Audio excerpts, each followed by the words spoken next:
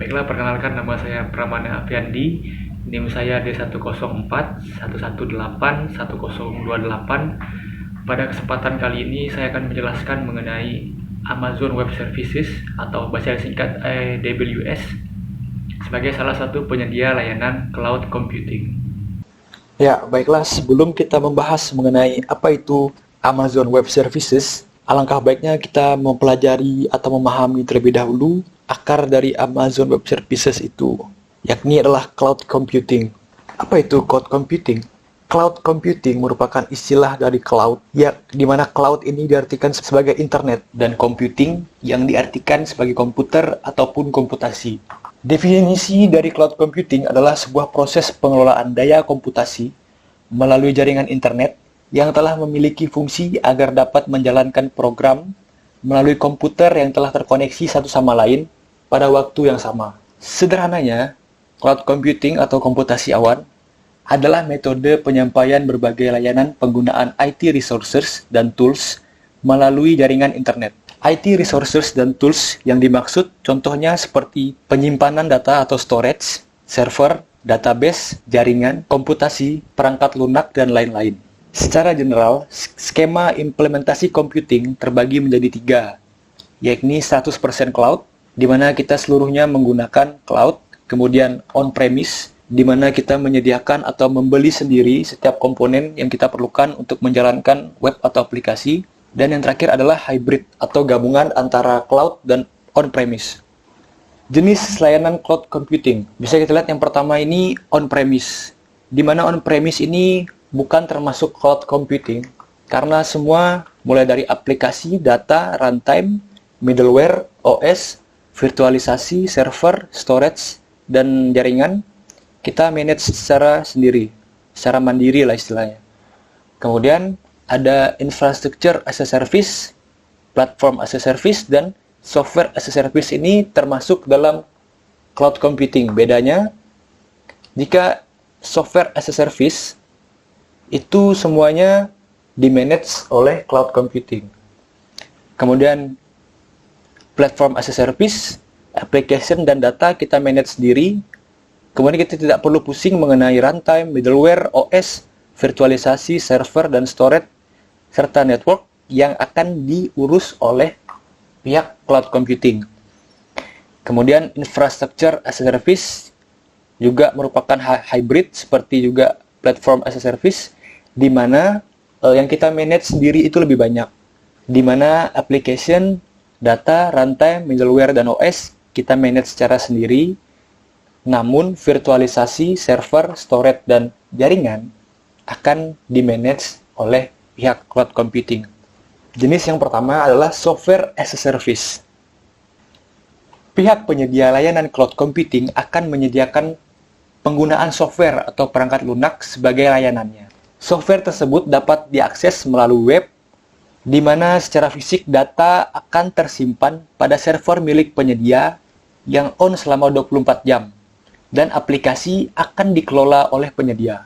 Contoh dari software as a service adalah Google Docs, spreadsheet yang dimiliki juga oleh Google Docs, Adobe Creative Suite, dan lain-lain. Kemudian platform as a service, di mana penyedia layanan menyediakan platform atau media yang dapat membantu pengguna untuk fokus mengembangkan aplikasi tanpa perlu pusing mengurusi platform seperti network, database engine, sistem operasi, framework aplikasi, dan lain sebagainya. Contoh dari layanan platform as a service adalah Engine Yard, Elastic Beanstalk yang dimiliki oleh Amazon Web Service, kemudian ada Google App Engine, AppFog, dan lain-lain. Kemudian yang terakhir, yang ketiga, yaitu adalah Infrastructure as a Service atau IaaS, di mana penyedia layanan memberikan sumber daya berupa infrastruktur komputasi yang diperlukan dalam cloud computing seperti server, fisik jaringan, kemudian storage atau penyimpanan, ataupun sebuah ruang data center. Dengan menggunakan IaaS, pengguna dapat menggunakan sumber daya infrastruktur sesuai kapasitas yang digunakan pada saat tertentu, tanpa perlu membeli perangkat komponen fisik dan memikirkan perawatan serta pengelolaannya. Contoh dari layanan Infrastructure as a Service adalah Amazon EC2, Rackspace Cloud, dan lain-lain.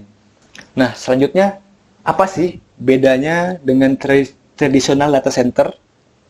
Jika kita menggunakan tradisional data center, misalnya kita membeli server sendiri yang biasa disebut dengan on-premise, atau kita menyewa hosting, maka kapasitas yang kita beli atau kita sewa dengan jumlah tertentu, misalnya kita bisa lihat pada gambar di sebelah kiri, di bawah sekali, di awal, misalnya jika kita membeli atau menyewa sebuah server sendiri dengan memiliki sebuah server dengan kapasitas tertentu, misalnya pada saat tertentu traffic yang masuk tentu tidak akan bisa pas dengan kapasitas yang kita miliki.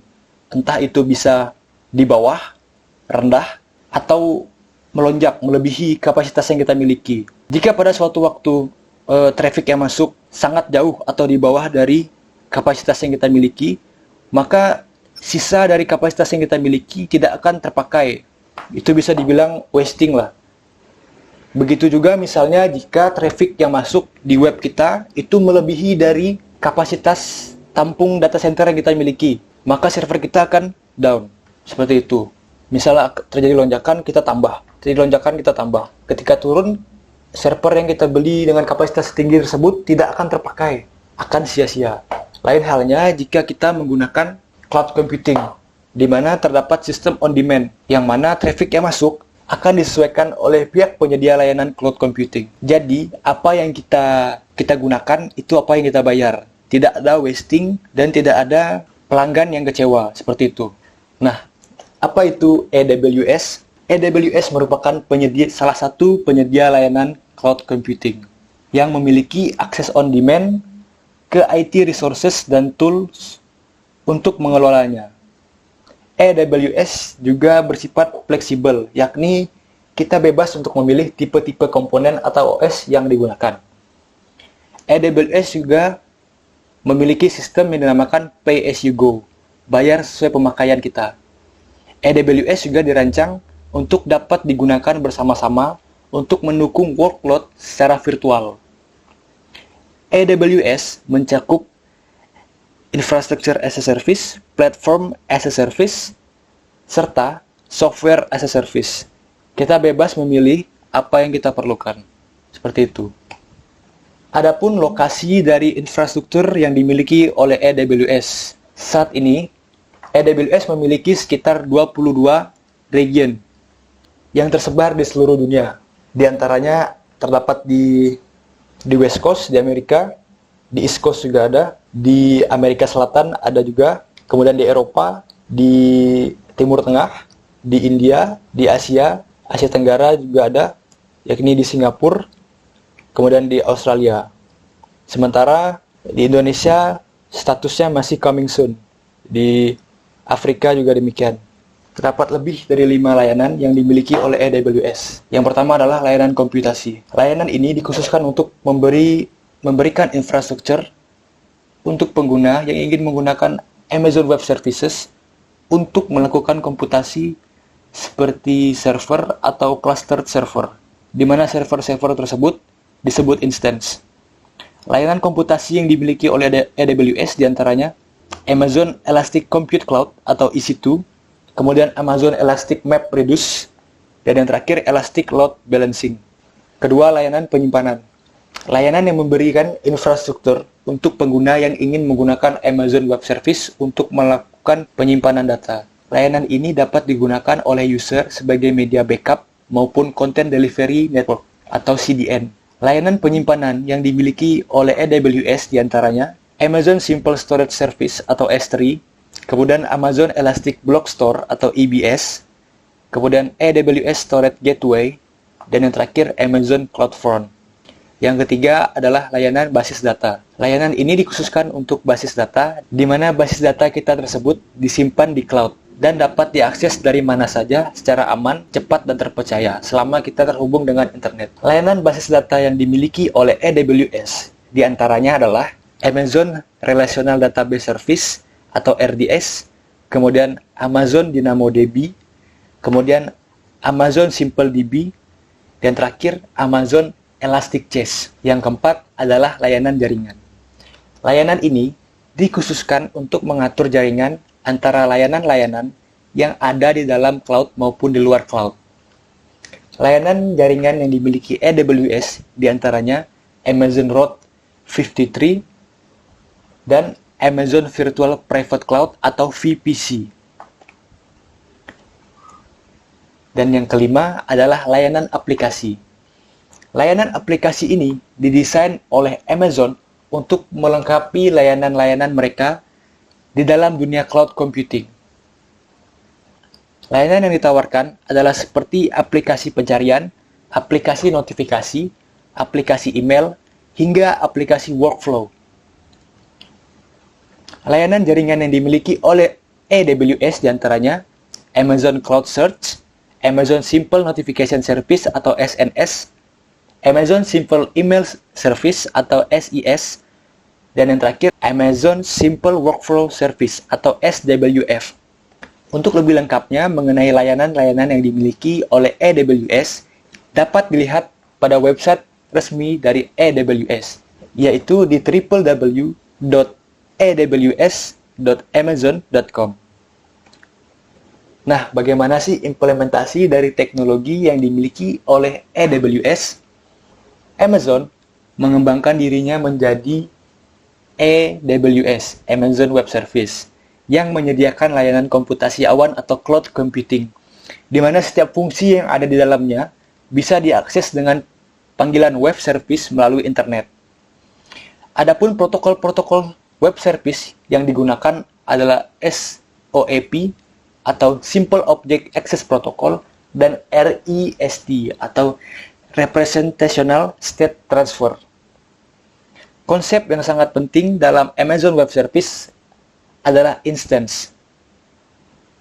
Instance ini menggunakan suatu teknik yang dinamakan sebagai virtualisasi, di mana para pengguna bisa melakukan pengembangan aplikasinya di atas berbagai perangkat keras dengan cara yang serupa dengan saat pengembangan aplikasi dilakukan pada sebuah mesin tunggal.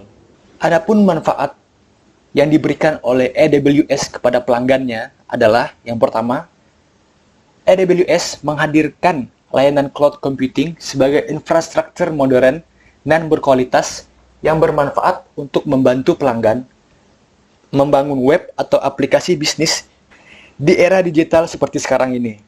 Dengan cloud computing yang diusung oleh AWS, pelanggan tidak perlu khawatir dengan pengembangan teknologi karena setiap layanan AWS yang kita gunakan akan selalu up to date. Seperti juga kita ketahui, reputasi Amazon sebagai salah satu perusahaan IT terbesar di dunia. Pelanggan juga tidak perlu khawatir mengenai kekurangan IT resources karena AWS akan selalu menyesuaikan kebutuhan pelanggan. Dan yang terakhir, menghemat biaya. Jika kita misalnya membeli sebuah server sendiri ataupun melakukan hosting, maka jika traffic sedang rendah dari kapasitas yang kita miliki, maka sebagian server tidak akan berguna atau cost wasting. Nah, dengan AWS, semua yang kita bayar akan menyesuaikan traffic yang terjadi. Maka kita akan cost saving. Seperti itu.